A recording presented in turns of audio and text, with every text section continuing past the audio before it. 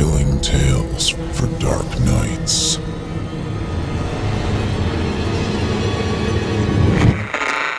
Want to make sure you never miss a Chilling Tales for Dark Nights video again? Be sure to subscribe and hit that bell to turn on notifications.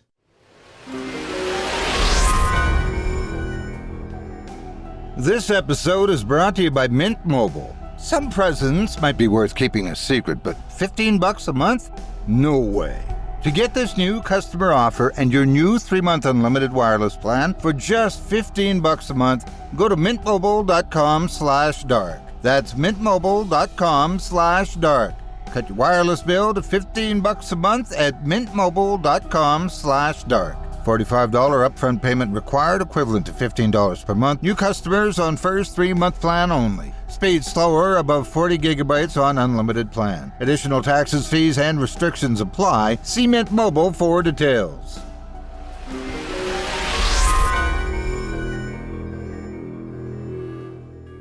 The following program is a production of Chilling Entertainment and the creative team at Chilling Tales for Dark Nights, and a proud member of the Simply Scary Podcasts Network.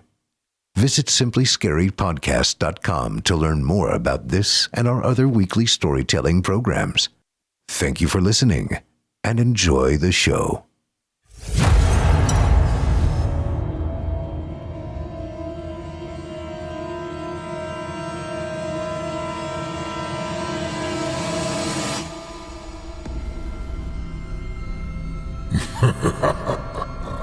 Good evening. I'm storyteller Otis Jiry, and I ain't your grandfather. From where I'm from, we don't do bedtime stories. And if that's what you were expecting, you're in the wrong place. If it's terrifying tales you're after, well then, I've got just the thing. Get comfortable, settle in, turn off the lights, if you dare. Your night is about to get a whole lot darker. Who needs sleep anyway?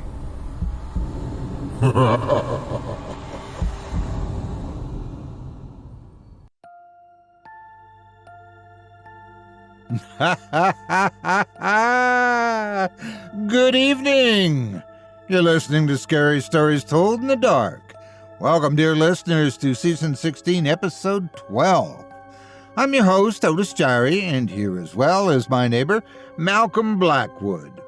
Hello, dear listeners. I hope you are well this evening. And in this episode, we'll be performing 4 tales to terrify you, courtesy of authors Gray Walker, N.M. Brown, J.P. Netherane, and Nikki Exposito. Tonight we'll hear stories of horrors that will break your mind and make you pray for sanity. You're listening to the standard edition of tonight's program, which contains the first 3 spine-tingling stories. If you'd like to show your support and enjoy an extended version of this and other episodes with twice the terror, visit simplyscarypodcast.com and click Patrons in the upper menu to sign up today. Thank you for your support. Your support is most deeply appreciated, and nothing warms our cold, unmoving hearts quite so much as providing more terror than you can take in one sitting. Now, it's time to take a walk together down the moonlit trail, so lock your doors, turn your lights down low, and settle in. The show is about to begin. Good evening, neighbor, but pray tell, who was that just leaving your front porch just now? Leaving my front porch? Why, I didn't even know anyone was there. What'd they look like? Not certain. They wore an outfit with a hood, sort of stumbled around carelessly and then appeared to melt into the sidewalk. Sounds like a snowman with a criminal record. But look, they left something behind. There, on your foot rug. It looks like, yes, a collection of stories.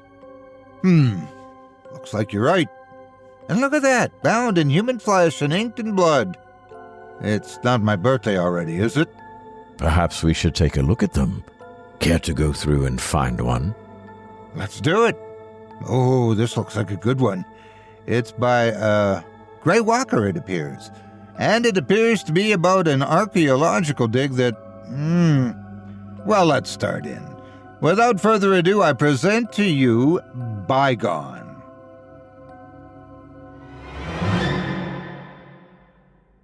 That's the thing about getting old, isn't it? The perspective. When you're a kid, you think the whole world loves you. You can't comprehend the idea of someone hurting you.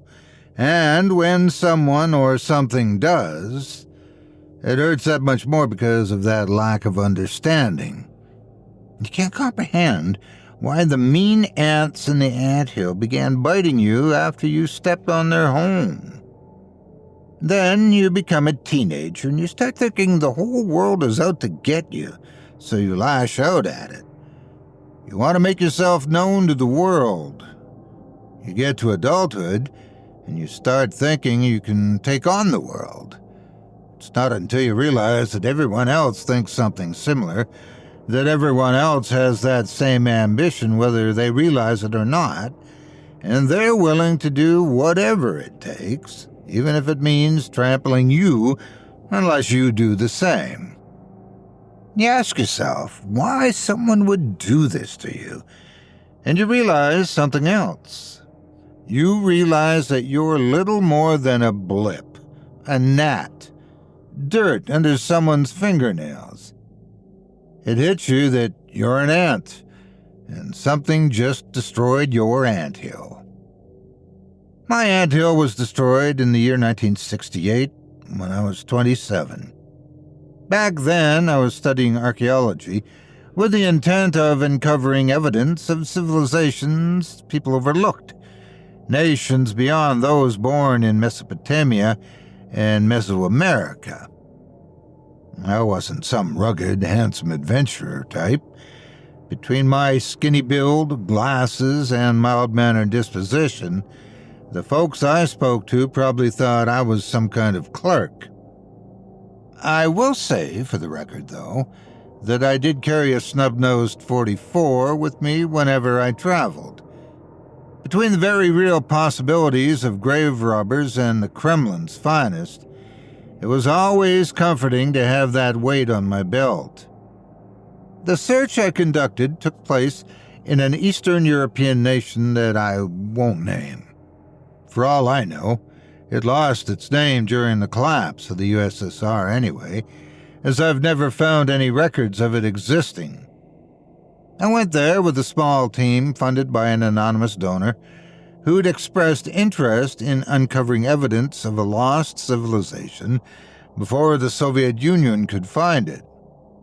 My team consisted of 5 others: Mike, Leo, Martin, Charles, and Keith. Mike and Leo were the medic and armed guard, respectively. Martin and I were the people who handled the cultural and historical aspects of our journey. Charles was a linguist, and Keith was a quiet man sent by our donor to oversee the expedition and to document our findings and the conditions among the team, amongst other things. We often joked that he was also a hatchet man that our donor would use to keep us quiet about the operation. Maybe he was, maybe he wasn't. If I knew then what I know now, I would have begged him, just shoot all of us there and then. I would have handed him my gun. The ruins we found were located 120 kilometers outside of a small village beneath a mountain range, the name of which I won't mention. It was a sad, empty place, to put it lightly.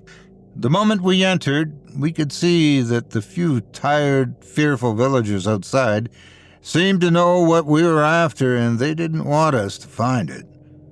Even then, I couldn't help but liken it to Jonathan Harker's experience with the locals of Transylvania. This comparison persisted when Charles began to ask about the ruins, as he asked a local man about surveys conducted on the mountains. The man grew agitated and began to say things that Charles translated as, "We don't talk about that place." Naturally, this piqued our curiosity, so Charles offered to buy the man a drink at the local tavern in exchange for telling us what he knew. This gesture being the universal icebreaker, the gentleman, however, reluctantly took him up on it. He and Charles went into the tavern, and the rest of us waited, feeling the oppressive gloom of the town weighing on us. We tried to keep things casual, but that sensation persisted up until Charles emerged about an hour later.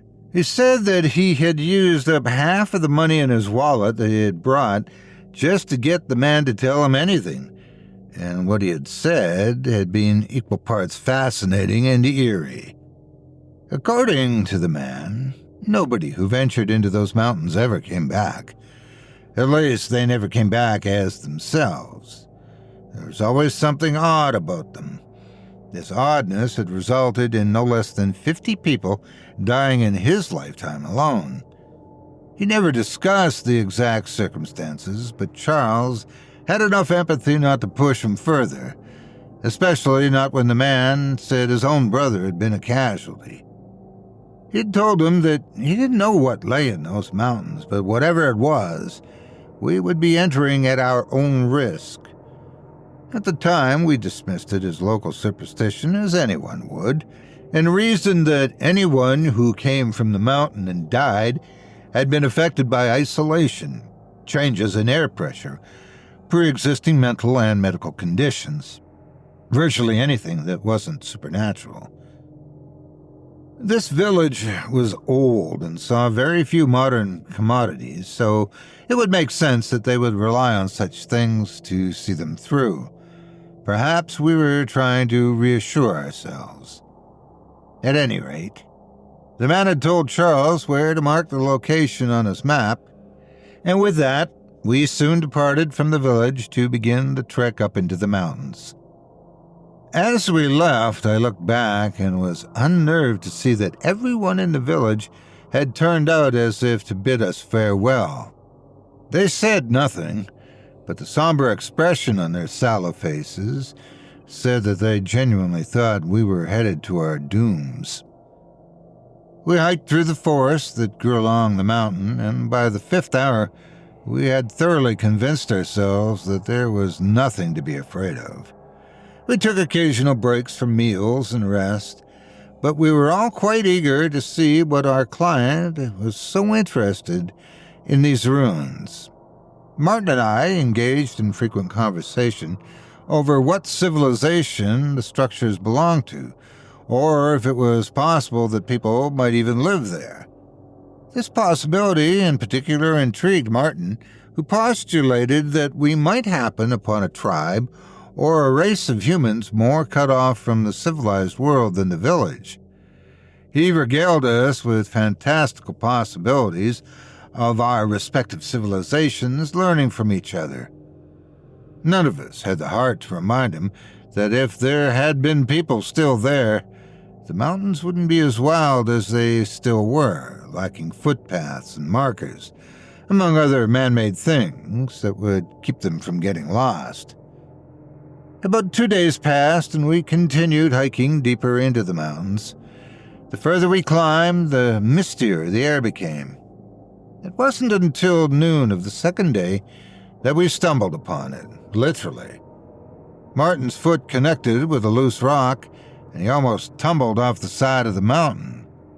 Luckily, we caught him and hoisted him back up.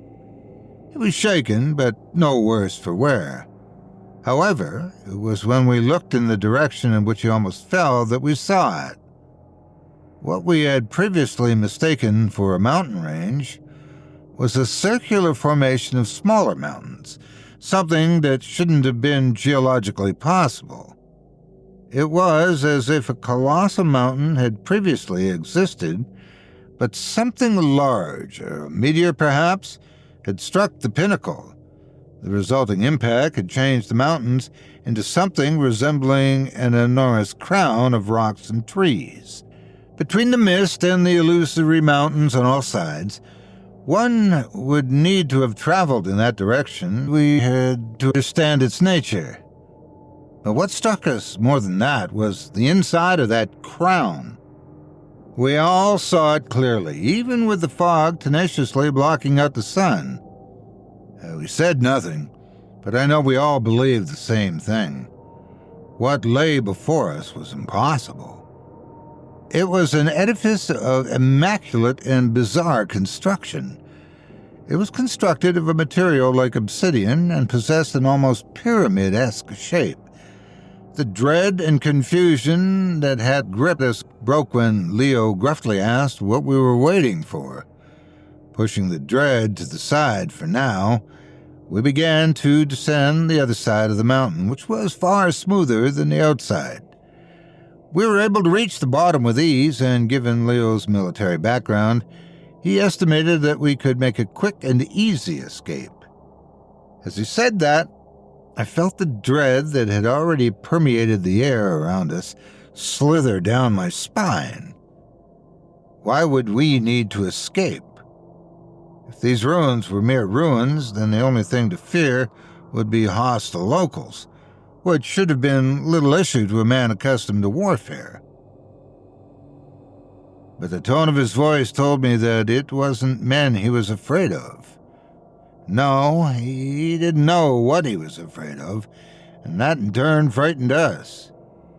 Trying to put on brave faces, we began walking toward the structure, and the closer we got, the more it seemed unlike anything made on Earth. What I had initially mistaken for a pyramid had 8 sides, and at the top of it was a strange cube-like object that rotated slowly, letting out odd pulsing sounds as it glowed. Had I not known better, I might have thought that this thing was acting as a kind of artificial sun.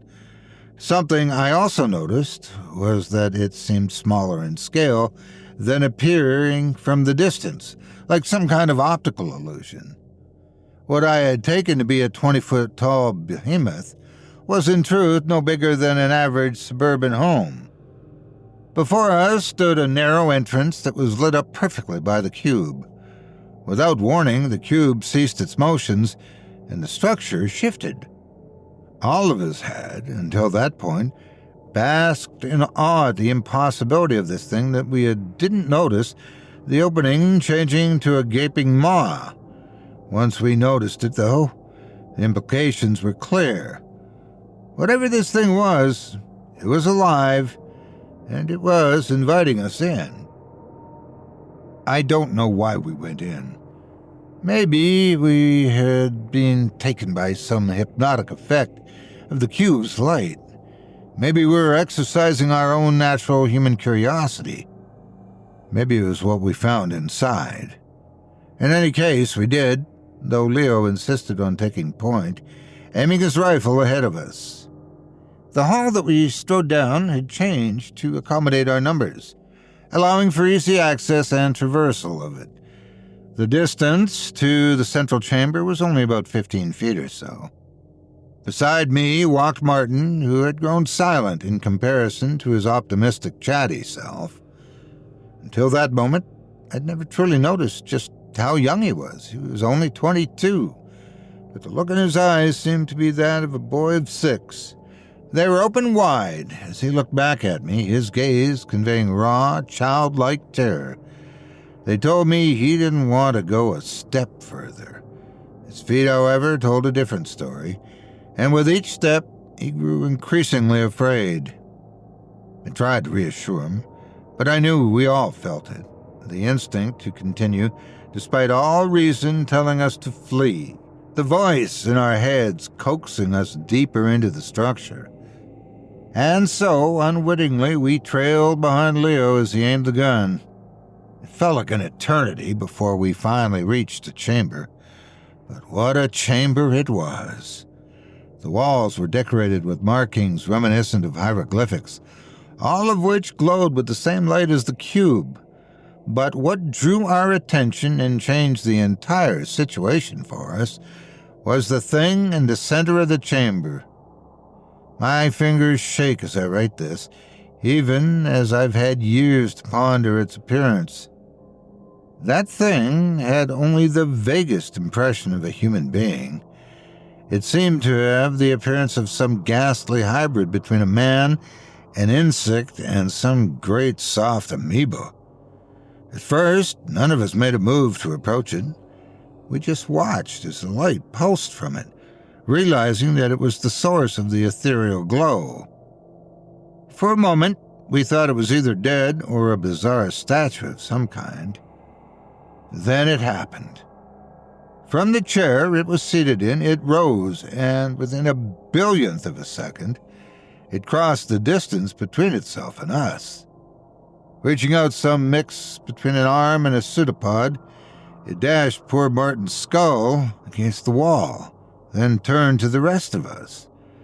It stood at 10 feet tall, gazing at us with eyes that were barely visible behind a jelly-like head. When we regained our wits, Leo began firing at it wildly. He'd only gotten a few shots off before it casually swatted a hand through the air. The gun fell to the ground in neatly cut pieces, and he slowly turned to us with a look of befuddlement in his eyes. Thin lines of red began forming on his body before he fell to the ground. His entire form surgically sliced before it went to work on Mike, Charles, and Keith. They tried to make a run for it, but it just swatted them, giving them the same fate as our other teammates. I collapsed to the ground, too shocked to register anything at first. Then I fully understood what had happened, and I retrieved my revolver. I fired all the chambers but one, screaming like a lunatic. When the bullets passed through it with no effect, it lowered its head to where the projectiles had connected, then looked at me. Realizing what it was about to do, I placed the gun beneath my chin, intending to deny it the satisfaction of killing me. Then the creature knelt quickly and took my arm, which flopped limply and dropped the gun. It extended one of its limbs and touched my forehead. Instantly, I felt a surge run through my head, probing my mind and filling it with pictures, words, questions, and memories that weren't my own. Somehow, I knew what it was doing. It was trying to communicate with me. I felt its emotions. It gazed at me, curiosity radiating from its mind. Then a new feeling emitted from it. It was excitement, rapture, joy. This creature, after effortlessly murdering my friends, was excited. It must have sensed my shock and confusion, because I instantly felt it sending another series of words and pictures to my brain. This creature wasn't a little green man like I'd seen in B movies. It wasn't from outer space. It was from a completely different plane of existence, and it was dedicated to exploring other worlds and universes beyond its own. We were standing in its mobile laboratory. It was a researcher similar to me, and by its people's standards, it was around my age. The creature, which I came to call the Explorer, had come to this universe to study its energy and that of the living beings in it.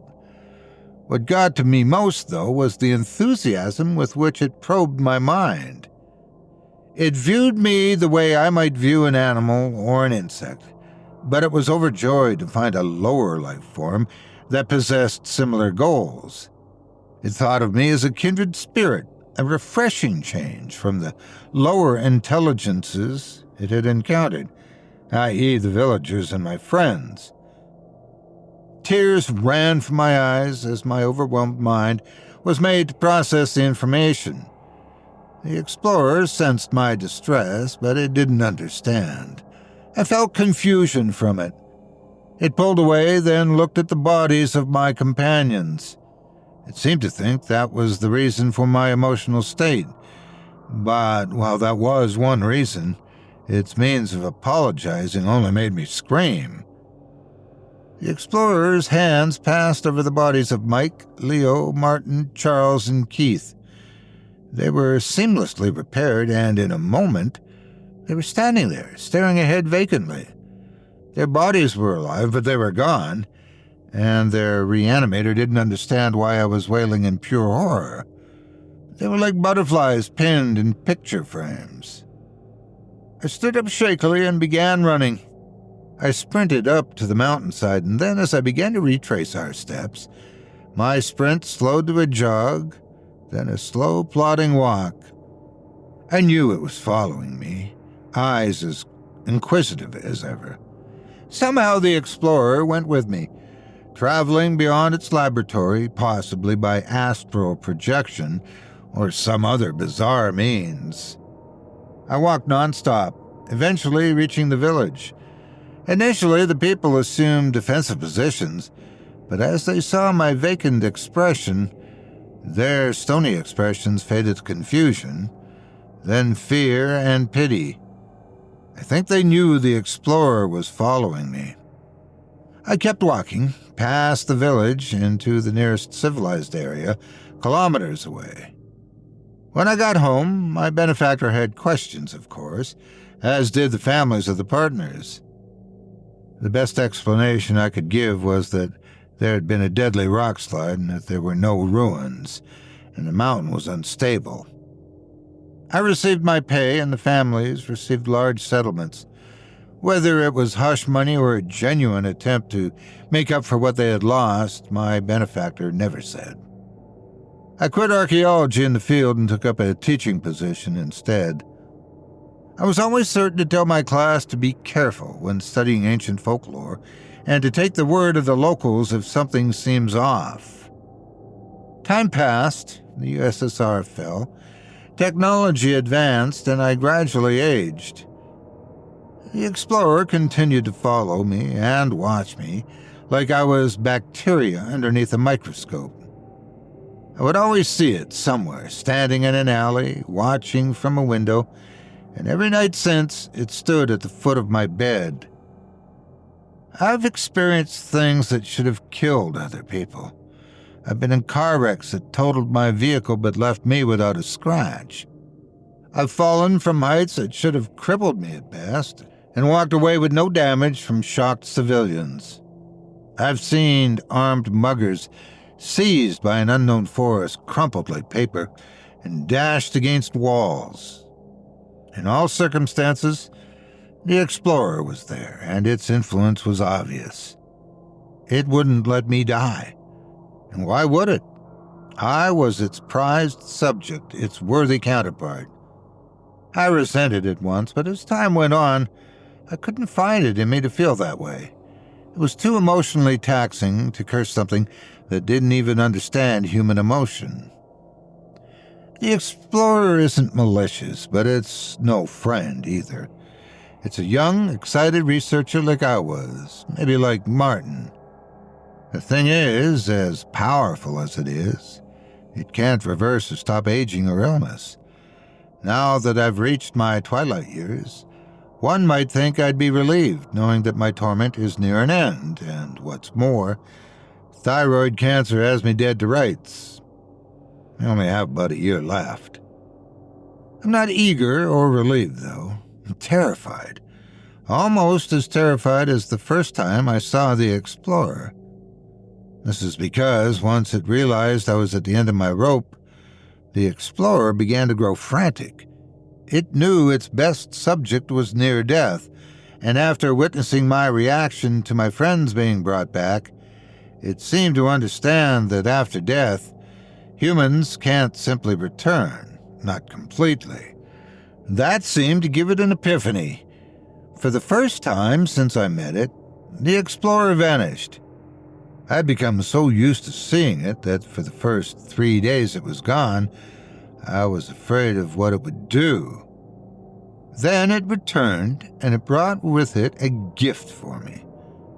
After seeing these gifts, I broke down more than I had before, to the point of absolute despair. As I said at the beginning, the thing about getting old is that your perspectives change.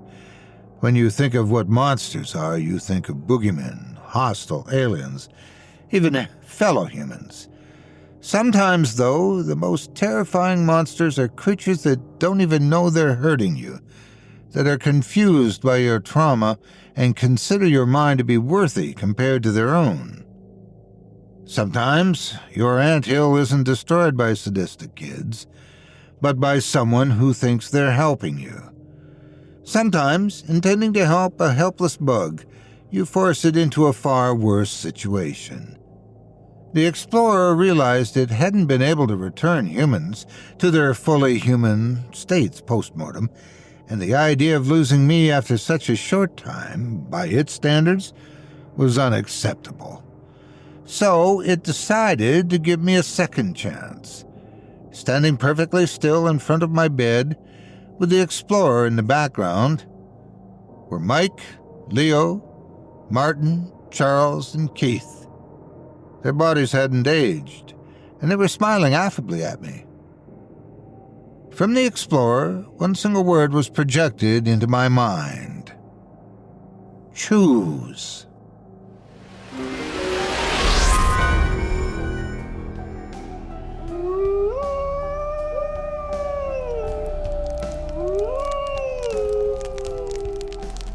Now, folks, I've got some thrilling news for you. If you've been enjoying the chills and thrills of scary stories told in the dark, you'll want to check out my brand new show, Otis Jiry's Nightmare Fuel. It's a little different from what you're used to. This time I'm inviting you to join me around the campfire at Camp Duskwood, right on the shores of Twilight Lake. It's an immersive, interactive experience where you'll feel like you're right there with me, swapping tales in the shadows. And these aren't just any stories. On Nightmare Fuel, I'm narrating tales I've never performed before. Brand new takes from rising authors, fresh spins on classic horror, and a few timeless legends that'll stick with you long after the fire's gone out. The show's just debuted, and there's already several spine-tingling episodes waiting for you to binge. Plus, every Wednesday at 9 p.m. Eastern, a new story is added to the flames. You can find Otis Jiry's Nightmare Fuel on Apple Podcasts, Spotify, and wherever you get your podcasts. So, if you're ready for something a little different, come join me by the fire. The stories are dark, the fire's warm, and there's always room for one more camper.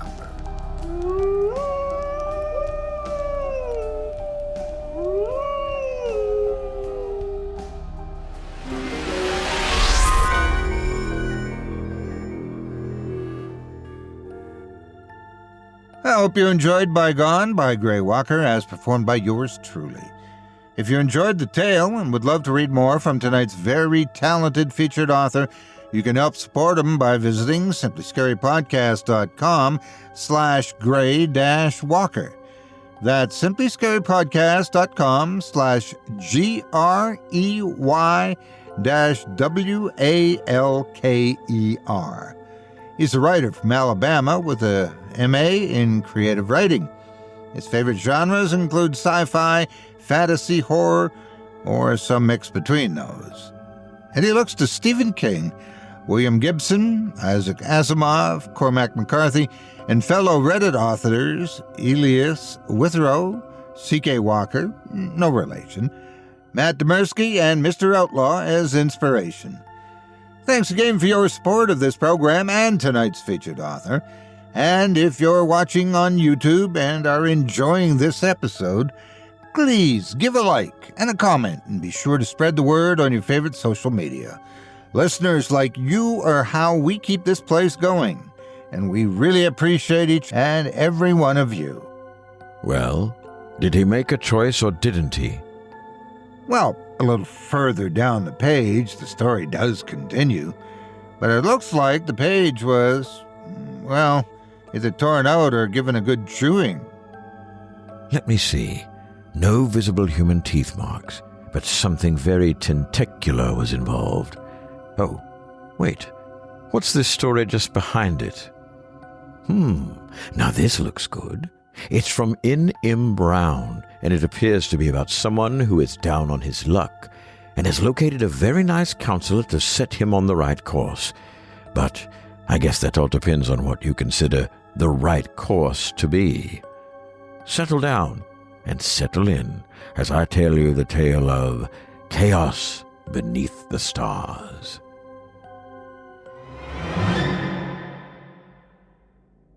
My life fell apart fast. One minute I was going through the motions, day by day. Then it all came crashing down. The divorce hit first. Marie had been distant for a while. If I'm honest, she'd been pulling back for months. Her weekends full of friend trips and work obligations. I tried not to see it, to just keep going. And then one night, I came home to a note on the kitchen counter. She didn't love me anymore, she said. Simple as that. At first, I thought I'd misunderstood. I read the note 3 times, holding it under the kitchen light, searching for some clue that this wasn't real. But it was plain as day, and there was no ambiguity in the careful way she'd written it. No fights, no long discussions, just her absence and those final words scrawled on cheap paper. The apartment, already quiet, became a tomb. Her toothbrush was gone. Her half-empty mug wasn't on the counter anymore, and her favorite blanket didn't slump over the arm of the couch. It wasn't just the things she took, it was the way her absence rewrote the space. Every room felt hollow, like the air had been sucked out. I started sleeping on the couch because the bed didn't feel like mine anymore. Even the sound of silence changed. At night, it pressed against my ears, ringing faintly, as if trying to remind me that she wasn't there. Sometimes, I thought I could still hear her humming in the kitchen, or the faint creak of her footsteps in the hall. But, of course, when I turned my head, it was just the same empty apartment. I tried to focus on work, but my thoughts followed me. Marie's absence was a hole I couldn't avoid falling into. My boss, Dan, called me into his office one afternoon. He said something about needing focus, but his tone made it clear he'd noticed the drop in my performance. I nodded and promised I'd pull it together. I even believed it when I said it. 2 months later, the promise didn't matter. The company was restructuring, they said. A group of executives from corporate came down and told us they'd been forced to make some tough decisions. They called it right-sizing, a phrase that sounded like a dull knife being drawn across a whetstone. By noon, half the office had packed their things and walked out. My box was sitting on my desk before I even had a chance to sit down. I made the drive home with the same sense of dread I'd had the day Marie left. My hands clutched the steering wheel like a lifeline. The world outside the car felt too big, too chaotic. I kept glancing at the empty passenger seat. Marie's coat used to hang there, the one with the small tear on the sleeve she kept promising to fix. Now, there was nothing but the faint imprint of where she'd sat, weeks ago, on the last ride we'd taken together. The box of desk supplies ended up next to the front door. I didn't bother unpacking it. I couldn't remember the last time I'd even cared about the things inside. Instead, I sank onto the couch and stared at the TV. I didn't turn it on, I just let the darkness of the screen reflect the hollow space around me. The days after that blurred together. I'd wake up late, not because I felt rested, but because there wasn't anything waiting for me. The bed remained unmade, the dishes piled up in the sink, and the mail gathered in a sad, unopened stack near the door. I stopped answering calls. Dan left a voicemail the day after the layoffs, something about networking or references. I deleted it without listening to the rest. Outside, the world kept moving, but it felt like I was standing still. The idea of stepping out of my apartment, walking through the city, being seen, it filled me with this inexplicable dread. Whenever I worked up the courage to go to the store or grab coffee, I felt exposed, like every set of eyes turned my way could see just how far I'd fallen. The city seemed colder, harder. Shadows lingered in the alleys, even in the brightest parts of the day. I started ordering delivery just to avoid leaving completely. At night, sleep offered no comfort. Dreams came in fragmented bursts, flickering like static on a broken screen. I'd see images of Marie, but her face was always turned away, and no matter how fast I ran, I couldn't reach her. Sometimes, I'd dream I was back at work, But the office was strange, warped somehow. Its corners stretched too far, and the windows looked out onto nothing but darkness. I'd wake up gasping, the phantom echoes of her voice or Dan's fading into the stillness of the room. That stillness, it grew louder the longer I stayed alone. There were moments when I thought I heard faint whispers. I'd be sitting on the couch, staring into the empty living room, and the air would shift just slightly, like someone was breathing in the corner of the room, just out of sight. Other times, I'd feel the hair on the back of my neck rise, as if unseen eyes were watching me. My rational mind told me it was just the stress, the isolation playing tricks on me, but it didn't make it easier to sleep. The only time I felt remotely grounded was when I started cleaning. It didn't happen often, but on the rare occasions when I'd pick up the dishes or fold laundry, I'd feel like I was clawing back a tiny piece of myself. It didn't last long. By the next morning, the apartment would look just as hollow and lifeless as before. One night, I found myself standing in front of the bathroom mirror, staring at my own reflection. My face looked thinner, paler, with dark circles under my eyes that hadn't been there a month ago. But it wasn't just the exhaustion. I could swear my reflection wasn't moving quite right. I'd tilt my head, and the image in the mirror would follow just a half-second too late. It was subtle, almost imperceptible, but enough to make me step back from the sink, heart pounding. I told myself it was the lack of sleep, the stress, but the feeling lingered. It was during one of those nights, sitting awake on the couch with the TV off and the shadows feeling heavier than usual, that I realized I couldn't keep going like this. I needed to talk to someone, to get help, anything to make this crushing, endless cycle stop. I don't remember exactly how I found him, Dr. Thalen Pryatt. The name felt familiar somehow, though I couldn't place why. I couldn't recall anyone recommending him, yet there it was, his name scribbled on a scrap of paper I didn't remember writing on. It felt like it had appeared when I needed it most. The next morning, I called the number, and the receptionist scheduled me for an appointment later that week. Her voice was calm, almost soothing, as if she already knew exactly why I'd called. That's how I ended up standing in front of his office door, tucked away in a quiet building on the edge of the city. The gold letters on the frosted glass were small and unassuming. Dr. Thalen Pryatt, Counselor. For a moment I hesitated, my hand hovering over the doorknob. I almost turned back, but something about the stillness of the hallway pushed me forward. When I stepped inside, I felt the faintest sense of relief. The waiting room was plain, almost clinical, with beige walls and a small potted plant in the corner. There were no other patients waiting, no sound except the faint hum of a desk fan.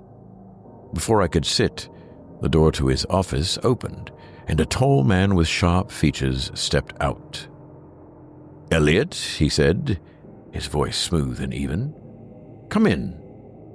Dr. Pryatt was tall, not in an exaggerated way, just enough to make you notice.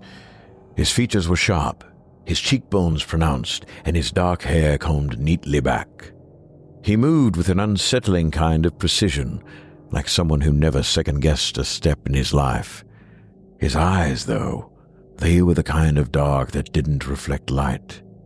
They stayed on me a moment too long. The way he said my name gave me pause, like it wasn't the first time he'd said it. I followed him into his office anyway. The room was sparse, almost clinical. A single leather chair sat across from his desk, which was empty except for a notepad and a pen placed exactly in the center. The walls were bare, except for a clock that ticked just slightly too loudly. There was no sign of personal touches, no family photos, no degrees, not even the usual bookshelf cluttered with dusty psychology textbooks. It felt like a space that didn't belong to anyone, least of all the man sitting behind the desk. Dr. Pryatt gestured for me to sit. I hesitated for half a second, then dropped into the chair. My knees felt uncomfortably close to his desk. "So, Elliot," he began, folding his hands neatly in front of him, "what brought you here today?" I faltered, unsure of where to start. I guess I just feel like I've lost control of everything," I said finally. "My wife left, my job's gone, I don't even know what I'm supposed to be doing anymore." He nodded, his expression thoughtful but unreadable. "You've been through significant upheaval," he said. "That kind of disruption often leaves us questioning our place in the world." I wasn't sure what I had expected him to say. Maybe something more reassuring, something that didn't sound like an obituary for my life. But he didn't elaborate, didn't rush to fill the silence. He just waited, his dark eyes fixed on me like he was studying something beneath my skin. "I don't know how to fix it," I admitted. "It's like I'm stuck. I can't move forward, and everything I try just doesn't work." Dr. Pryatt leaned forward slightly. "Perhaps," he said slowly, "the problem isn't that you're stuck. Perhaps it's that you're resisting the natural course of things." I frowned. "What do you mean?" "Control," he said, his voice calm but firm. "We all cling to it, especially when our lives feel chaotic. But the truth is, control is an illusion. Chaos is what shapes us. Sometimes the best thing we can do is lean into it." His words unsettled me, though I couldn't quite explain why. Maybe it was the way he said them, like he wasn't offering advice but stating an undeniable fact. Still, there was something in his tone, something almost comforting, like he understood a part of me I hadn't even shared yet. We talked for nearly an hour, or rather, I talked. He didn't say much, only asking a few pointed questions that had a way of pulling more out of me than I expected. By the time I left, I felt lighter somehow, like I'd shed some of the weight I'd been carrying since Marie left. As I stepped back into the waiting room, I paused. For the first time, I realized how empty the space was. No receptionist, no ambient noise, not even the faint hum of a computer or phone. Just silence. It struck me as odd, but I brushed it off. Maybe he worked alone. Plenty of therapists did. The drive home felt different. The city, which had seemed so foreign and oppressive for weeks, looked almost normal again. I didn't feel that cloying sense of dread I'd been carrying with me everywhere. For the first time in months, I thought maybe I'd found something or someone that could help. That night, I slept better than I had in weeks. The dreams came, but they didn't feel as sharp, as jagged. They were strange, sure, flashes of indistinct faces and shadowed hallways that stretched on forever. But I didn't wake up gasping. I didn't wake up at all until the sun was creeping through the blinds. That felt like progress. Over the next few days, I found myself feeling lighter. Not happy, not yet, but less burdened. I cleaned up the apartment, made a grocery run, even called an old friend just to talk. The conversation was awkward and stilted, but it felt like I was clawing my way back to something normal. I scheduled another session with Dr. Pryatt. The second time I walked into Dr. Pryatt's office, it felt less daunting. The silence of the waiting room didn't weigh on me the way it had before. It almost felt familiar, like stepping into a quiet sanctuary. He was waiting for me, standing in the doorway to his office with that same calm, unreadable expression. "Elliot," he said, gesturing me in, "it's good to see you again." I sat in the same chair, and we began. This time his questions were more precise, cutting closer to things I hadn't realized I'd been avoiding. When I mentioned Marie, my voice cracked unexpectedly. I hadn't talked about her with anyone since she'd left. "I just keep replaying everything in my head," I admitted. "Every argument, every little mistake. I feel like if I'd just done something differently, been better somehow, she wouldn't have left." Dr. Pryatt studied me, his hands folded neatly on the desk. "Regret is a powerful thing," he said. "It has a way of tethering us to the past, convincing us we could have changed it. But what if regret wasn't something to avoid? What if it was a guide?" I blinked. "A guide?" He nodded. "Regret points to the things we value most. If you lean into it, face it fully, you may find that it holds the answers you're looking for." The way he said it made sense, in a strange, unsettling way. For the first time, I let myself think about Marie without trying to shove the feelings aside. The guilt, the sadness, the anger, they were all still there, but something about acknowledging them made them feel less suffocating. By the end of the session, I felt drained but oddly hopeful. Dr. Pryatt didn't offer reassurances or solutions, but his words lingered with me. It felt like I'd been given permission to stop running from myself. That night, I slept deeply. The dreams still came, fragmented and strange, but they didn't leave me gasping when I woke. I felt like I'd cracked open some part of myself that had been sealed off for too long. Over the next few days, I started to rebuild a routine. I cleaned the apartment, folded the laundry that had been sitting in a pile for weeks, and made a point to go outside each morning. The city still felt strange, like a place I didn't quite belong, but I kept walking. I even reached out to an old friend. The conversation was awkward, full of long pauses, but it reminded me that I wasn't completely untethered.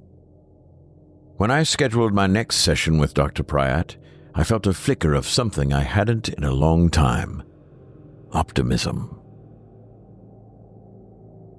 By the time I stepped into Dr. Pryatt's office for my third session, the unease I'd been initially carrying had settled into something dull, like a faint hum at the back of my mind. I told myself it was nothing, just leftover nerves. The waiting room was just as empty as before, just as silent. Only this time, it felt like the silence was holding its breath, waiting for something. When he opened the door, I froze. He was taller. I was sure of it. The first time we met, he'd been imposing, sure, but now his frame seemed stretched, his head brushing the top of the doorway as he stepped back to let me in. He was thinner, too. His cheekbones looked sharper, his skin pale enough that I could see faint veins running beneath the surface. I blinked, shook my head. It was probably just the lighting. Stress playing tricks on me again. "Elliot," he said, his voice smooth as ever. "Come in." I hesitated for a beat before walking into the office. It was the same as always, plain, sparse, clinical. But as I sat down, I noticed the air felt heavier, the kind of weight that presses on your chest, making it harder to breathe. "How are you feeling this week?" he asked, leaning forward slightly. His movements were fluid, too precise. His dark eyes stayed fixed on mine, unblinking. I fumbled for words. "Better, I think, but I don't know. It's like there's this pressure, like I definitely noticed the progress, but everything still feels wrong somehow." He tilted his head, studying me. "Progress often brings discomfort," he said. "When we begin to confront what lies beneath, it's natural to feel resistance. Chaos is not meant to be comfortable, Elliot. It's meant to transform." The way he said it sent a chill down my spine. I opened my mouth to respond, but I caught something out of the corner of my eye. Movement. Dark tendrils, thin and writhing, curling from the top of his head. They swayed gently, like smoke caught in an invisible breeze. I turned my head sharply, focusing on him. The tendrils were gone, replaced by the sharp outline of his neatly combed hair. My heart thudded against my ribs. Did you see that?" I asked, my voice shaky. He raised an eyebrow, his expression calm. See what, Elliot? I felt my face flush. Nothing. It's probably nothing. He leaned back in his chair, his gaze never leaving mine. It's not uncommon to notice distortions as you go deeper into the process, he said, his voice soothing, but laced with something I couldn't place. These glimpses, whatever they are, they're part of the work. I didn't know what he meant, but I didn't ask. Something about the way he spoke made it clear I wouldn't like the answer. The rest of the session passed in a haze. His questions were sharper, more direct, digging into things I hadn't realized I'd buried. By the time I left, I felt wrung out, like something had been pulled from me that I wasn't ready to let go of. As I stepped into the hallway, I glanced back. Dr. Pryatt stood in the doorway, his tall, lean frame silhouetted against the dim light of his office. For a moment, I thought I saw the tendrils again, coiling above his head like smoke. But when I blinked, they were gone. The walk home felt longer than usual. The city streets seemed darker, the shadows stretching farther than they should. Every step felt like it echoed too loudly, like something was following me just out of sight. By the time I reached my apartment, my hands were shaking. I locked the door behind me and leaned against it, trying to catch my breath. That night, the dreams came back stronger. Shadows loomed, twisting and crawling, whispering things I couldn't understand. And when I woke, drenched in sweat, I realized something I didn't want to admit. I wasn't sure I wanted to go back, but a part of me knew I would. By the time I returned to Dr. Pryatt's office for my fourth session, I experienced something darker. The waiting room's silence wasn't just oppressive, it was suffocating. The air felt dense, like stepping into a room where something terrible had just happened, but left no trace. When the door to his office opened, I couldn't suppress the shiver that ran down my spine. Dr. Pryatt wasn't just taller now, he was impossibly tall. His head nearly scraped the ceiling, his body stretched to an unsettling degree. His limbs seemed too long, his hands too slender, the pale skin pulled taut over his sharp bones. I tried to convince myself it was my imagination, but it was harder now. "Elliot," he said, his voice as calm and measured as always. "Come in." I hesitated, but his gaze held mine, drawing me forward like a thread pulling tight. His office felt different this time. The walls seemed closer, the lighting dimmer. I sat down, and for the first time I noticed his shadow. It stretched across the floor in jagged shapes, moving faintly as if alive. "How have you been feeling this week?" he asked, leaning forward. The way his body folded made my stomach churn, the joints bending too smoothly, like a marionette with invisible strings. My voice cracked. I didn't know how to answer. I didn't know how to articulate that I saw his face in the shadows now, watching me, whispering things I couldn't understand. My reflection in the mirror no longer felt like my own. "I don't think I'm doing well," I admitted. "It's like I don't know what's real anymore." His thin lips curled into the faintest smile. "That's progress, Elliot," he said, his voice low and steady. "You're breaking through." "Breaking through to what?" I asked, my voice sharper than I intended. He tilted his head, his dark eyes gleaming. "Understanding. Freedom.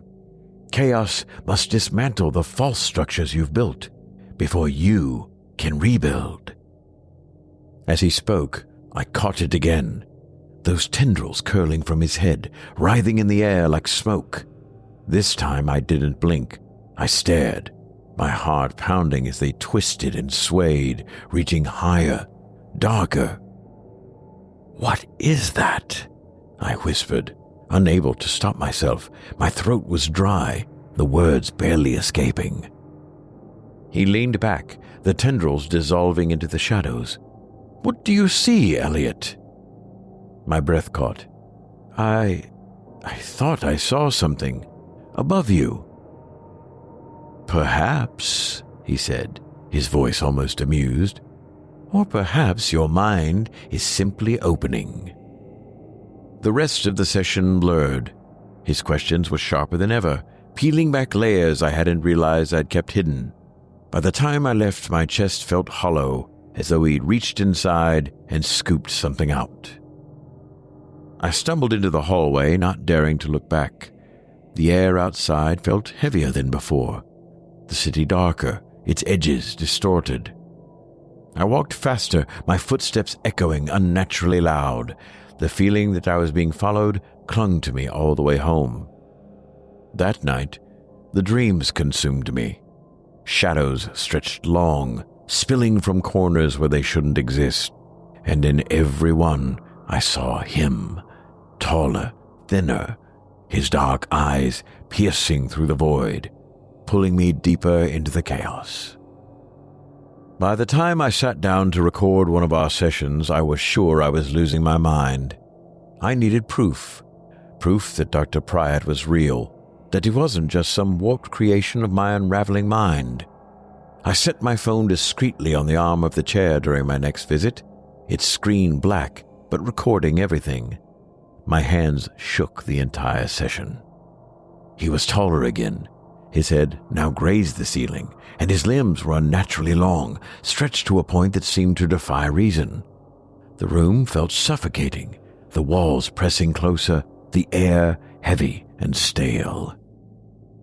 "Elliot," he said, his voice calm, deliberate. "You seem unsettled." "I'm fine," I lied, though my voice cracked. "Just tired." He tilted his head, the movement slow, deliberate. "Tired, yes. You've been carrying so much, haven't you? The weight of your regret, your fear, your failure. But you're almost there." "Almost where?" I asked, my voice barely above a whisper. He smiled, sharp and predatory. "To the truth." I couldn't hold back anymore. "What are you?" The words spilled out, desperate, trembling. "You're not normal. You can't be." His smile widened, revealing teeth that seemed sharper than before. "What do you think I am, Elliot?"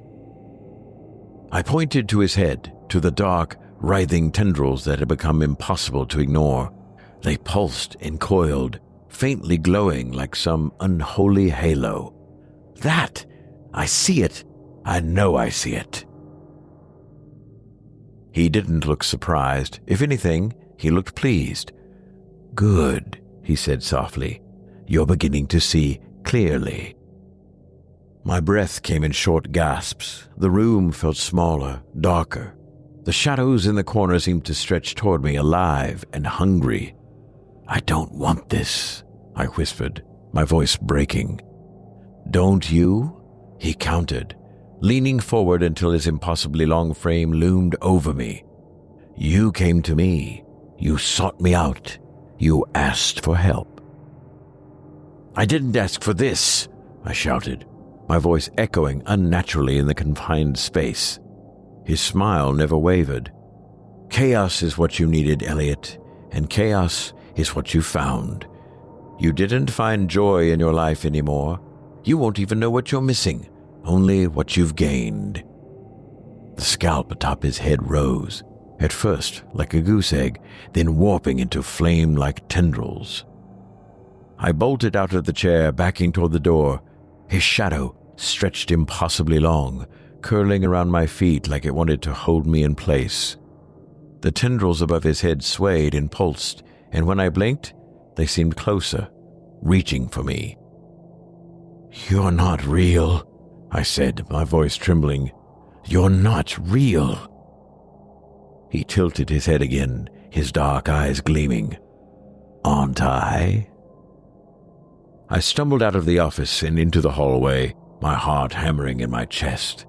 The space felt wrong, like the walls were bending in on themselves.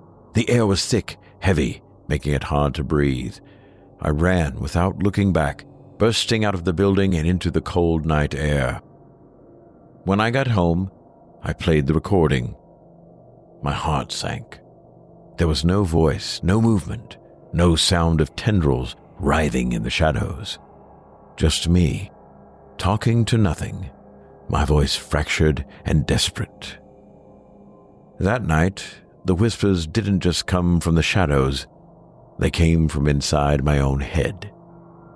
I couldn't go back after that. The thought of stepping into Dr. Pryatt's office again made my skin crawl. I resolved to cut him out of my life completely, no matter how strong the pull to return was. I felt like a part of me still needed to see him, but I ignored it. A week later, I worked up the nerve to call his office, thinking I'd leave a message to formally cancel. The phone rang and rang, but never went to voicemail. I hung up, then tried again later. Same result. No answer, no automated response, just endless, empty ringing. Something felt wrong. I decided to go to his office in person to make sure it was real, to prove to myself that he was real. When I arrived, the building felt different. The dim lights in the hallway cast shadows that seemed longer, stretching unnaturally toward me. I stopped in front of what should have been his door, but there was nothing. The gold lettering, the frosted glass, the faint hum of the desk fan, it was all gone. In its place was a blank storefront. The window was solid now, the room beyond completely dark. I pressed my hand to the glass, hoping to feel some faint warmth, some proof that it had been there. But it was cold, like touching the surface of a stone that had never seen sunlight. I asked the building manager, a tired man with a bored expression, if he knew what had happened to the counselor's office. He frowned at me, squinting like I'd just asked something ridiculous. "Counselor? Nobody's rented that space in years. Just a storage room," he said, walking off before I could respond. The hallway felt narrower now, the air heavier. I stepped back, staring at the blank glass as if it might change, but it didn't. The silence in the building was so oppressive I could hear my own heartbeat. I left quickly, my footsteps echoing unnaturally loud. By the time I reached the street, I was shaking. When I glanced back at the building, it looked smaller somehow, like it didn't belong in this world. At home, the whispers were waiting for me, louder than ever. Every shadow in the apartment felt alive, curling around me, pulling me closer. My reflection in the mirror stared back with eyes that didn't feel like my own. And somewhere in the distance, faint but unmistakable, I thought I heard his voice.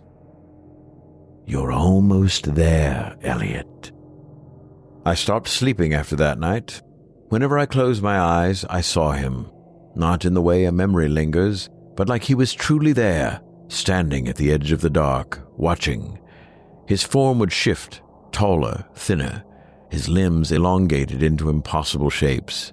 And always those tendrils writhed above his head, growing darker and more vibrant, pulsing like they carried some unspeakable power. I could feel him reaching for me.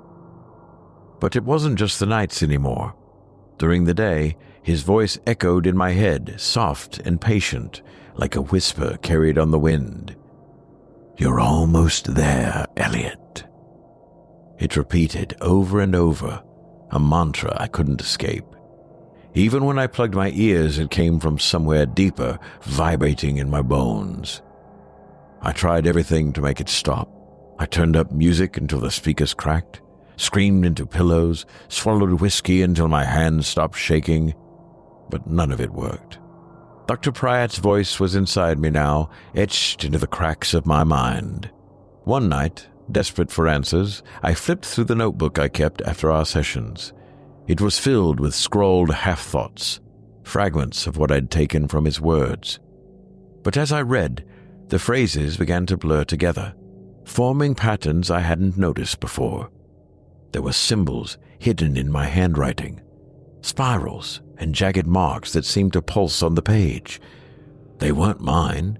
I didn't remember writing them.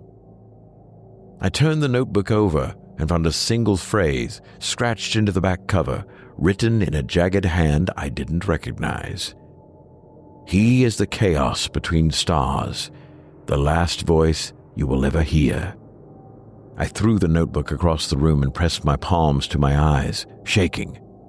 "This isn't real," I muttered to myself. "It can't be real." The shadows in the corners of the room seemed to ripple in response. They stretched toward me, curling like the tendrils I'd seen above his head. For the first time, I noticed something else in the darkness, faint pinpricks of light scattered like stars in the void. They pulsed, growing brighter and dimmer, as if alive. Then I felt it, his presence, not imagined, not in my mind, but truly there, standing behind me. "You've finally seen it," he said, his voice so close it made my skin crawl. I turned, expecting him to be there, towering and impossible, but I was alone. The apartment was silent again, but the shadows didn't recede. They lingered, darker than before, coiling like they were waiting for something. I tried to run. I grabbed my coat, my keys, anything to get out of that suffocating space. But when I stepped into the hallway, it wasn't the hallway anymore. The air was thick, suffused with a faint hum that vibrated in my chest. The walls stretched endlessly in both directions, pulsating as though alive. And at the far end, where there should have been an elevator, there was only darkness, deep and infinite. I felt it pulling at me, dragging me forward even as my legs refused to move. Dr. Pryatt's voice came again, smooth and deliberate. "This is what you asked for, Elliot. The truth." "No," I whispered, backing away. "I didn't ask for this." "But you did," he said, his voice filling the space. "You sought me out. You wanted freedom, and now you are free."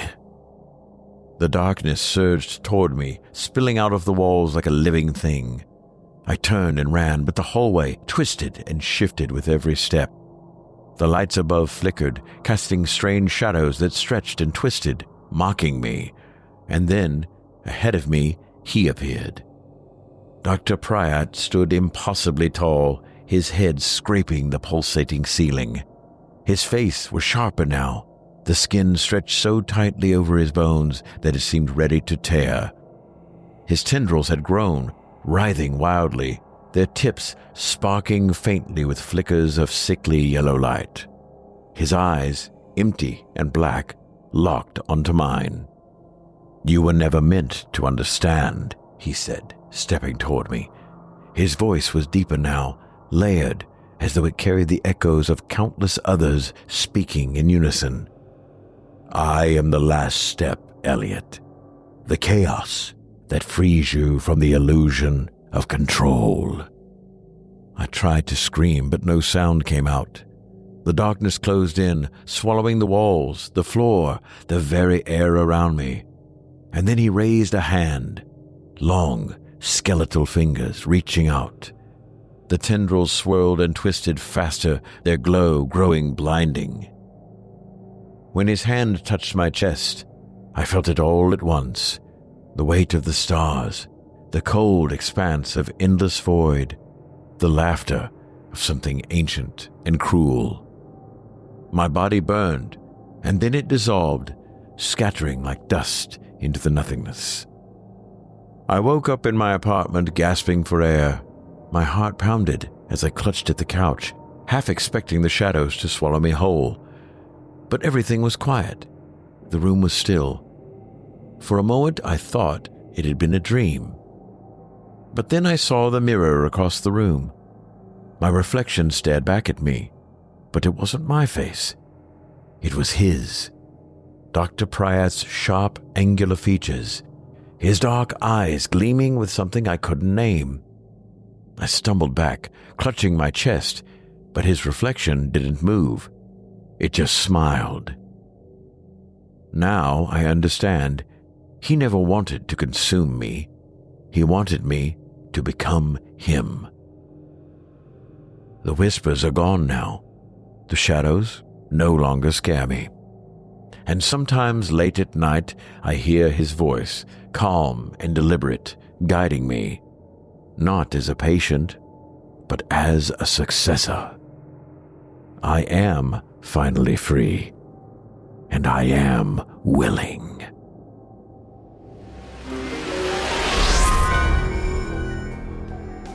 This episode is brought to you by Mint Mobile. The days are getting shorter, the lights are hanging on almost every house, and everyone is trying to get somebody something special.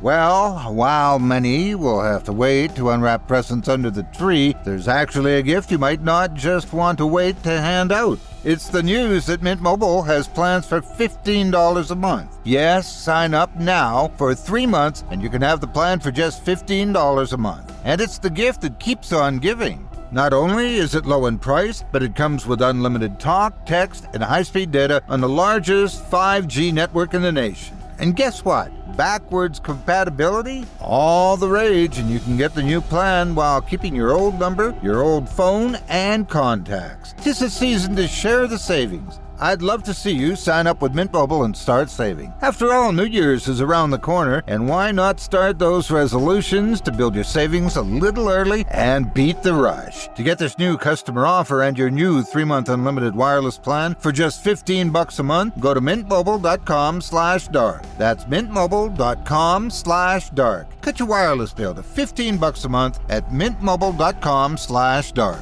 $45 upfront payment required, equivalent to $15 per month. New customers on first 3-month plan only. Speed slower, above 40 gigabyte on unlimited plan. Additional taxes, fees, and restrictions apply. See Mint Mobile for details.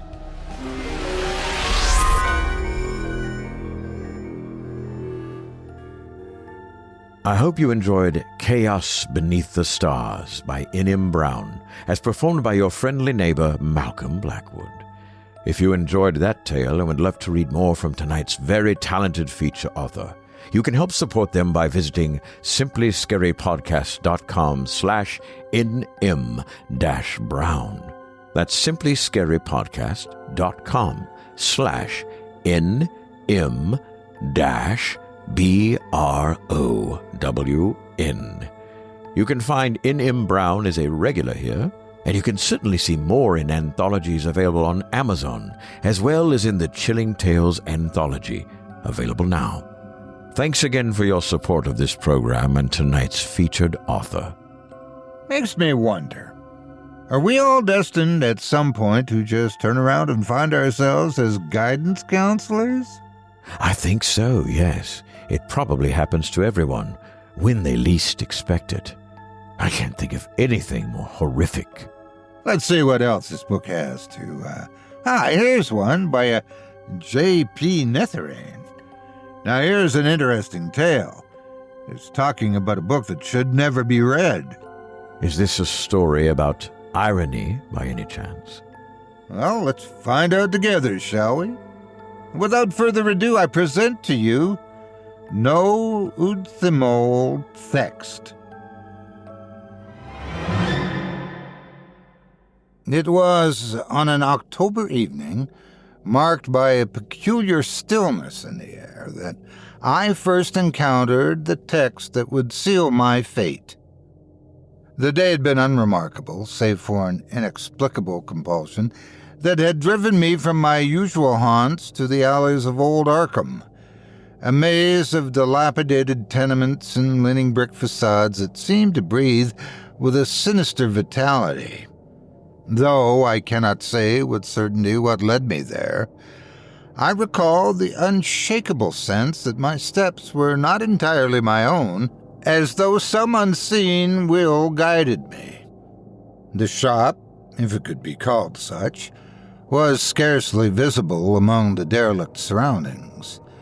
Its sign, devoured by rot and time, bore no legible name. A dim, flickering gaslight above the warped door cast an eerie glow that seemed almost to repel rather than attract attention. It was precisely this unwelcoming aura that drew me in, for as a scholar of the arcane and the forbidden, such places had always promised treasures of unspeakable antiquity. Inside, the smoldering scent of decay permeated the air, mingled with the faint, acrid tang of mildew. Shelves buckled beneath the weight of ancient tomes, their spines cracked and faded. The dim light barely reached the far corners of the room, leaving parts of it shrouded in stifling gloom. Yet, it was not the shadows that unnerved me, but rather the silence, an unnatural stillness that seemed to muffle even my own breath.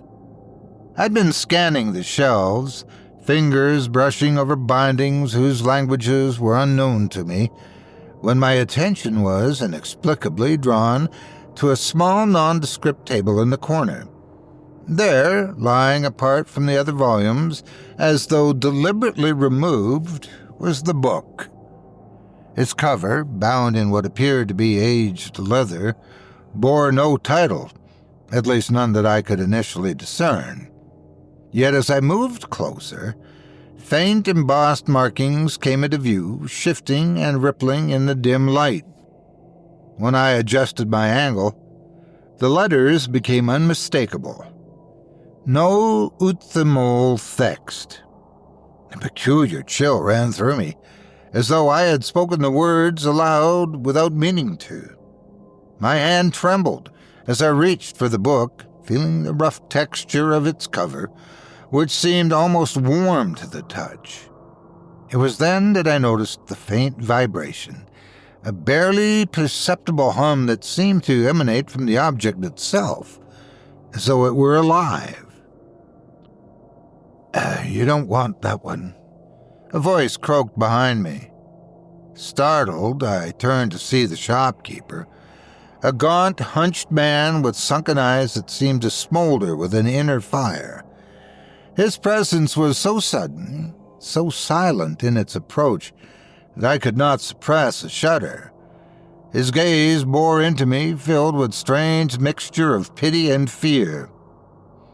"What is it?" I asked, struggling to steady my voice. "A mistake," he replied. "One that has claimed many before you. Put it down, sir, and leave this place." But I could not. The book's pull was insidious, a silent compulsion that overrode reason. Even as the shopkeeper's warning grew more frantic, I found myself clutching the tome as though it were the most precious thing I'd ever held. "If it's so dangerous," I said, my voice steadier than I felt, "why have you not destroyed it?" The man hesitated, his expression darkening. "It cannot be destroyed. It is not of this world, nor bound by our laws. The words upon its cover." He trailed off, shaking his head, as though to banish the thought. "They are not meant for human tongues." Ignoring his protests, I placed a handful of crumpled bills on the counter, sufficient to cover the cost, and left, the book tucked beneath my arm. I told myself it was mere curiosity that compelled me, that the man's warnings were nothing more than the ravings of an eccentric relic. Yet, even as I stepped back into the chill of the evening, a sense of foreboding settled over me that seemed to stretch far beyond the confines of my imagination. The journey home was a blur. My thoughts churned with questions I dared not answer, and though the streets were empty, I felt an unshakable sense of being watched. By the time I reached the sanctuary of my apartment, my unease had solidified into dread. Yet even that did not dissuade me. Setting the book upon my desk, I lit a candle and sat down to further examine it. As the flickering light played across its surface, the letters on the cover seemed to alter once more, aligning into a form that was not quite readable, yet tantalizingly close. My fingers traced the edges of the binding, feeling the peculiar warmth that now seemed to pulse in rhythm with my heartbeat. I knew then that I should have listened to the shopkeeper, but it was too late. The book's spell had already taken hold. For a long time, I sat before the book, merely observing it. My hands trembled, though I dared not yet open it. The embossed title, No Udthimoal Thext, seemed alive in the candlelight, the letters shifting with an almost imperceptible fluidity. Despite my misgivings, I felt an undeniable compulsion, as though the book demanded to be read, its secrets straining against the confines of its aged leather binding. At last, unable to resist, I eased it open. The pages were rough, their edges brittle, and the text within was unlike anything I'd seen before. The characters twisted and contorted in ways that defied linguistic norms, their forms reminiscent of no human script. Yet, as I stared, they seemed to coalesce, as though accommodating themselves to my comprehension. My lips moved before I realized what I was doing. The phrase, No Udthimoal Thext, spilled forth unbidden, the syllables alien yet disturbingly natural to my tongue. A sudden chill swept through the room, extinguishing the candle and plunging me into darkness. For a moment, the silence was absolute and unnervingly alive. Then came the whisper. It was faint at first, a sound so subtle that I might have dismissed it as the wind were it not for the profound stillness outside. The whisper grew, resolving into something intelligible, though not in any language I could name. It seemed to emanate from everywhere at once, curling around my thoughts and nestling into the deepest recesses of my mind. I recoiled, slamming the book shut and fumbling to relight the candle. When the flame returned, its light seemed weaker, and the shadows it cast writhed unnaturally. My eyes darted around the room, searching for some rational explanation, but there was none. Still, I felt the presence of something frightful, which I could not name yet instinctively feared. Over the next few days, the whispers did not leave me. They came in waves, faint but persistent, growing louder in the quiet moments when I was alone. At first, I attributed them to my imagination, the result of overwork, or perhaps a lingering effect of the strange events in the bookstore. But when the whispers began to form distinct words that mirrored the alien script from the book, I could no longer deny their reality. I avoided the book, hiding it beneath a stack of papers, as though that might diminish its influence. Yet its presence remained, a subtle but unrelenting force that seemed to bleed into every aspect of my existence. Objects in my apartment began to shift on their own accord. A chair out of place, a drawer slightly ajar.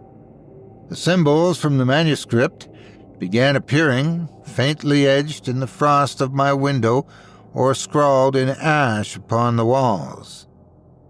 And then came the dreams. Each night, I found myself transported to an alien, grotesque landscape, a realm of cyclopean monoliths and shifting geometries that defied earthly physics. The sky was an abyss, its darkness punctuated by flickering lights that moved with a malevolent intelligence. In these dreams, I was not alone. A figure loomed at the edge of my perception, vast and incomprehensible, its form obscured by swirling shadows. I could not discern its features, but I felt its gaze upon me, the countenance that stripped away all pretense of humanity, leaving me naked before its inscrutable will. I would awaken, my bedsheets soaked through with perspiration, the whispers louder than ever. Each time, the phrase No Udthimoal Thext echoed in my mind, its meaning tantalizingly close yet maddeningly elusive. I became consumed with the need to understand it, to grasp the nature of the entity whose name I had invoked.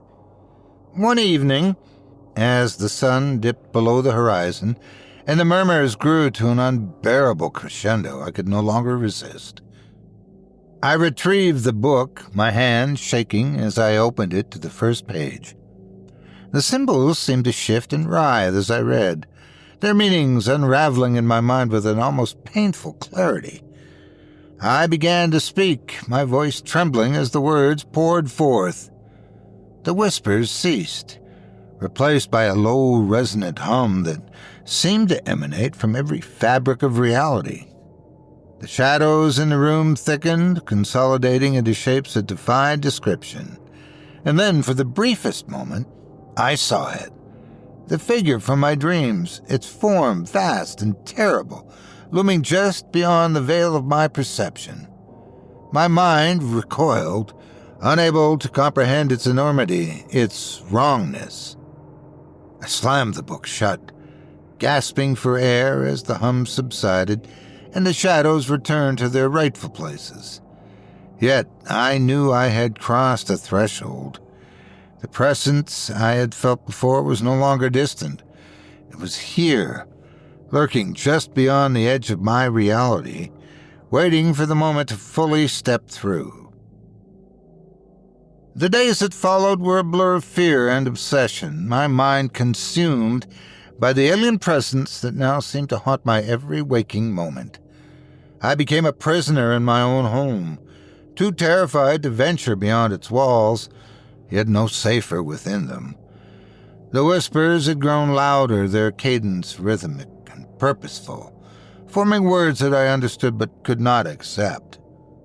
My attempts to drown them out, with music, conversation, even my own frantic shouting, proved futile, for they came not from my surroundings, but from within my own mind. It was in this state of desperation that I turned to my collection of esoteric texts, seeking some clue as to the nature of the entity whose name I had unwittingly summoned. For days I pored over brittle pages filled with forbidden lore, tracing inscrutable references to entities and dimensions that should not exist. My search was not without results, though each discovery plunged me deeper into a pit of dread. The name Udthimoal appeared sparingly, mentioned in cryptic passages as being of immense power and incomprehensible form. One text, the Testament of Netherane, described it as a sentinel of the void, bound to a threshold where the fabric of dimensions frays. Another, the dread Codex Maledictus, suggested that Udthimoal was not merely a guardian but a prisoner, sealed away by rites long forgotten. The word Thext, too, held significance. In the archaic tongue of the Maledictus, it referred to a boundary or threshold, a point of connection between realms. To speak the phrase, "No Udthimoal Thext," I realized with mounting horror, was not a benign utterance but an invocation, a key that could unseal the very boundaries the entity was bound to guard. The implications were staggering. My curiosity, my ignorance, had weakened a seal that had endured for millennia. Each time I repeated the phrase, I had drawn Udthimoal closer, tethering it to my world and to myself. The whispers, the visions, the shifting shadows, they were not mere hauntings, but the early manifestations of its encroachment.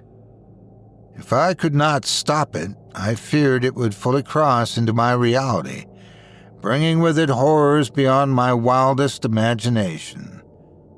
As I delved deeper into my research, the phenomena around me escalated. The symbols from the manuscript now appeared with alarming frequency, etched into the condensation of my windows, burned into the wooden floors, even carved into my own flesh as I slept. My dreams, once fleeting glimpses of alien landscapes, became full-blown odysseys into realms of madness. I wandered among monolithic structures whose surfaces writhed with life, their impossible geometries shifting with each step. And always, in the distance, loomed the figure of Udthimoal, its vast form obscured yet undeniably present. I awoke from these nightmares drenched in sweat, my mind teetering on the brink of collapse. My waking hours offered no solace. The whispers had grown into a deafening chant, a cacophony that drowned out all rational thought. I began to question my own reality, doubting the solidity of the walls around me and of the ground beneath my feet. Objects in my apartment no longer stayed where I left them, and the shadows cast by my meager candlelight seemed to dance with a life of their own. Driven to the edge of madness, I resolved to confront the book one final time. Perhaps, I reasoned, it held the key to reversing the damage I'd done. I retrieved it from its hiding place, the leather cover warm and pulsing beneath my touch. The symbols within seemed to writhe and twist as I read, their meanings unspooling in my mind with an almost painful clarity. The text described a ritual, though much of it was incomplete or illegible. From what I could discern, the ritual was designed not to banish Udthimoal, but to anchor it fully to this world, a process that required a willing host. My blood ran cold as I realized the nature of the trap I had stumbled into.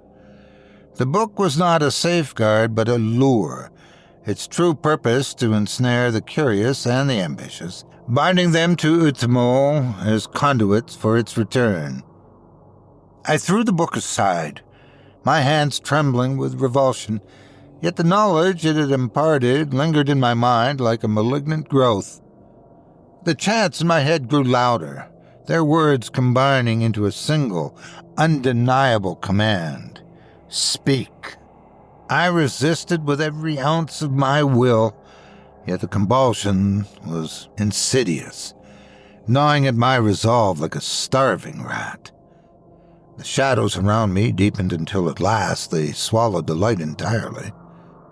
It was then, in the suffocating darkness, that I felt its presence, a vast, unknowable force pressing against the fragile barrier of my reality. Then, for the briefest moment, I saw it. Udthimoal's form was neither solid nor ephemeral, a shifting amalgam of shapes and textures defying logic. Its surface teemed with countless eyes and mouths, each feature appearing and disappearing as though caught in a perpetual state of transformation. To look upon it was to feel the fragile threads of my sanity unravel, and yet I could not tear my gaze away. It spoke, though not in words I could comprehend. Its voice was a vibration, a resonance that seemed to bypass my ears and strike directly at my soul. I understood, with a clarity that was both exhilarating and horrifying, that Udthimoal was not merely an entity but a force, a fragment of some greater incomprehensible whole. It was not bound by the petty limitations of time or space, and its presence here was but a prelude to something far worse. I stumbled backward, my mind reeling, and the vision faded. The room returned to its unnatural stillness, yet I knew this was only a reprieve. The barrier was weakening, and Udthimoal would not remain confined for long. It is with a trembling hand and shattered mind that I attempt to recount the events of that final night, though I fear no words can do justice to the horrors I witnessed. The whispers had grown into an unrelenting din, their alien syllables writhing in my mind like a nest of vipers. Sleep had long since abandoned me, and my body had grown weak. Yet I could not escape the compulsion to speak those accursed words once more. I'd become a marionette, my strings pulled by a force beyond my grasp. I stood in the center of my room, the book open before me on the desk. Its pages no longer appeared static. The symbols danced and shimmered, forming grotesque patterns that seemed to burrow into my consciousness. The air was heavy with the unmistakable presence of something vast and otherworldly pressing against the fragile walls of our world. In the silence before the inevitable, I clung to a feeble hope that I might yet resist. But the chant within me swelled, an unstoppable tide quelling all defiance. Against my will, my lips began to move, shaping the alien phrase with a dreadful certainty. No Udthimoal Thext. As the final syllable left my tongue, the room was plunged into absolute darkness. Not the darkness of night, but a void so profound that it seemed to swallow all light, sound, and substance. The very air seemed to vibrate with a deep, resonant hum, a frequency that bypassed the ears and reverberated within my skull. It was as though the very fabric of reality had been stretched to its breaking point. And then I saw it. Udthimoal emerged from the void, its form at once vast and intimate, as though it existed simultaneously within the room and in a realm far beyond my understanding. Its presence was a blasphemy against the natural order, a seething mass of shifting geometries and fractal limbs that defied all logic. Eyes, too many to count, blinked open and closed across its surface, their gazes piercing through me as though dissecting my very essence. It moved with a terrible grace, its motions fluid yet chaotic, like a predator toying with its prey it knows cannot escape. As I stood, frozen, my mind reeled with the realization that I had become the host, the anchor through which this monstrosity now reached into my world. My body was no longer my own. I felt its influence coursing through my veins, warping the boundaries of my flesh and mind. Udthimoal spoke, not in words, but in a resonance that bypassed language entirely. Its voice was a vibration, a pulsing rhythm that carried with it an overwhelming sense of purpose. In that moment I understood the truth. Udthimoal was not merely a creature, but a fragment of something far greater, a shard of a cosmic entity whose motives and desires lay beyond the grasp of human understanding. The resonance filled my skull, unraveling what little remained of my sanity. Images flooded my mind, visions of worlds consumed by shadows, of civilizations erased from existence, and of countless others who had fallen victim to the same accursed phrase. I saw them as they were consumed, their forms twisted and subsumed into the ever-shifting mass of Udthimoal's being. I felt myself slipping, my consciousness fracturing under the weight of the entity's presence.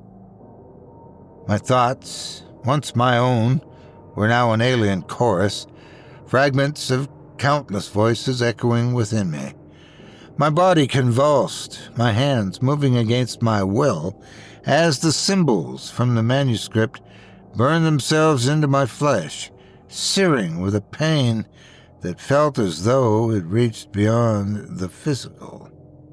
In my final moments of clarity, I gazed into a nearby mirror only to recoil in horror. The reflection that stared back was no longer human. Black voids, endless and unblinking, had replaced my eyes, and my skin rippled unnaturally, as though something wriggled beneath it. I was no longer myself.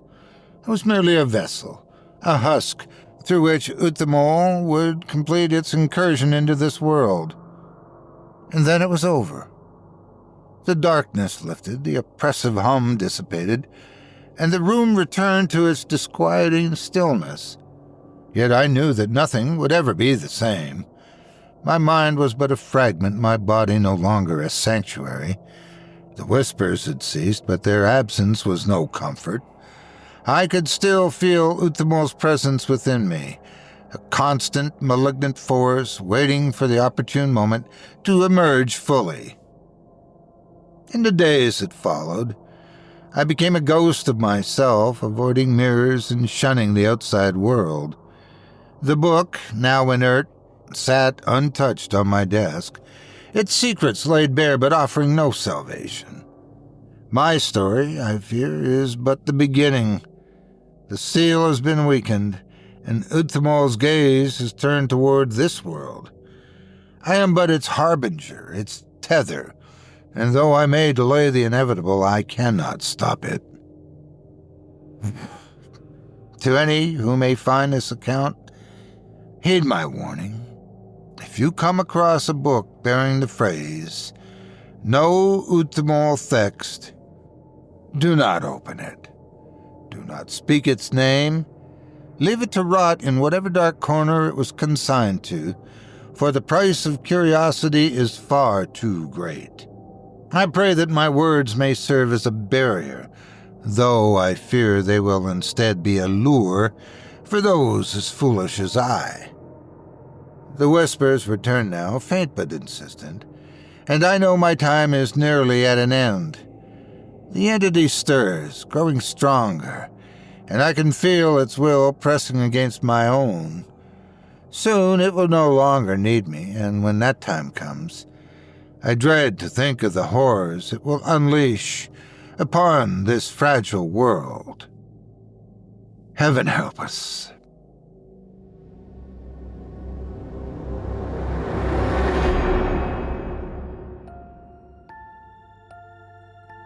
I hope you enjoyed No Udthimoal Thext by J.P. Netherane, as performed by yours truly. If you enjoyed that tale and would love to read more from tonight's very talented featured author, well, you can help support him by visiting simplyscarypodcast.com/JP-Netherane. That's simplyscarypodcast.com/JP-NETHERANE. Jonathan Percival Netherane, better known as J.P. Netherane. He's a British-American author whose enigmatic life and reclusive nature have lent themselves to his writing of cosmic horror. Born in the picturesque English village of Ashcombe, Netherane spent much of his childhood immersed in his father's vast collection of folklore and occult texts.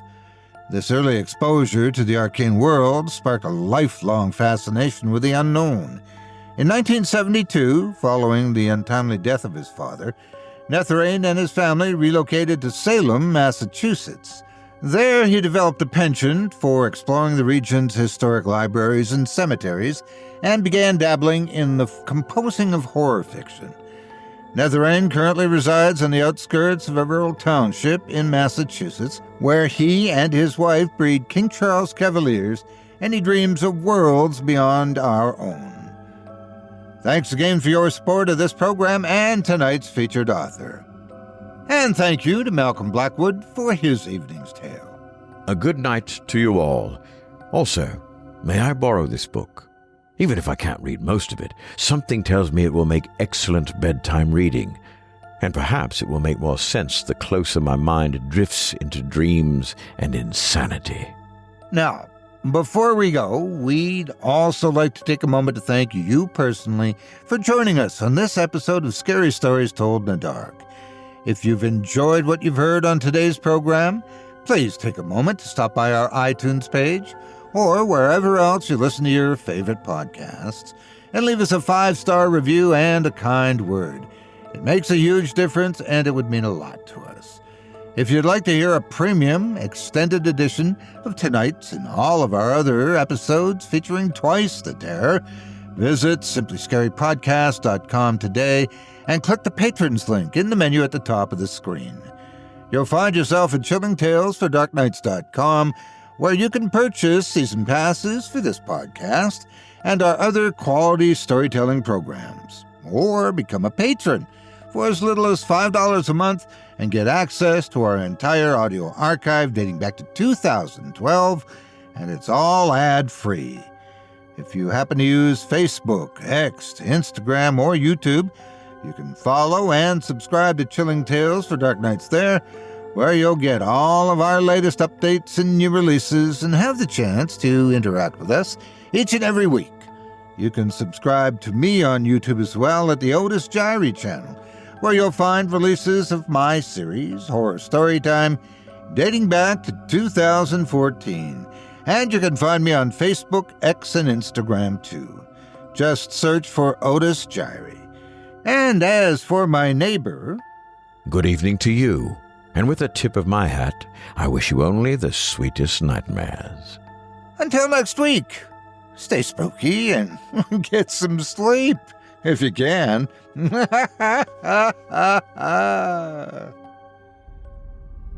Thanks for listening. You've been listening to Scary Stories Told in the Dark, a production of Chilling Entertainment and the creative team at Chilling Tales for Dark Nights, and a proud member of the Simply Scary Podcasts Network. Visit simplyscarypodcast.com today to learn more about our network and our other amazing storytelling programs. Tonight's program was hosted, and its featured stories performed by yours truly, Otis Jiry. Selected stories have been adapted with the kind permission of their respective authors. Original music provided by Luke Hodgkinson and Jesse Cornett. Sound design and final mixing and mastering provided by executive producer and director Craig Groshek. Program's artwork and logo by David Romero.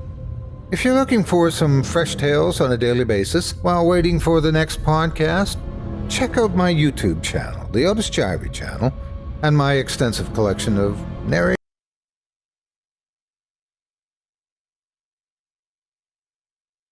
Get to subscribe and press the bell notification icon to get my latest releases. Got a scary tale of your own that you'd like performed? I take submissions. Email it to me today at otis@simplyscarypodcast.com to have your terrifying tome considered for production in a future episode of this show. That's OTIS@simplyscarypodcast.com. If you've enjoyed what you heard on tonight's program and are joining us on your favorite podcast app, subscribe to us to be sure you never miss an episode, and leave a 5-star review and a comment. Your feedback means a lot to me. You can also follow Chilling Tales for Dark Nights and yours truly on Facebook to connect anytime and get the latest updates on this and other programs and my channel. If you're listening on the Chilling Tales for Dark Nights YouTube channel, do us a favor and hit the subscribe button and the bell notification icon for ctfdn as well to get more spooky tales from me and the crew and another episode of this program each and every Wednesday. And don't forget to hit that thumbs up button to tell us how we're doing and leave a kind word or a request. And don't forget to visit us at chillingtalesfordarknights.com and consider supporting the team by becoming a patron. In addition to helping us out, you'll get exclusive access to our audio archive and ad-free downloads of all your favorite stories, including those you've heard on this program. As for me, I'll be back next Wednesday with more terrifying tales to keep you up all night. But that's all right. Who needs sleep anyway?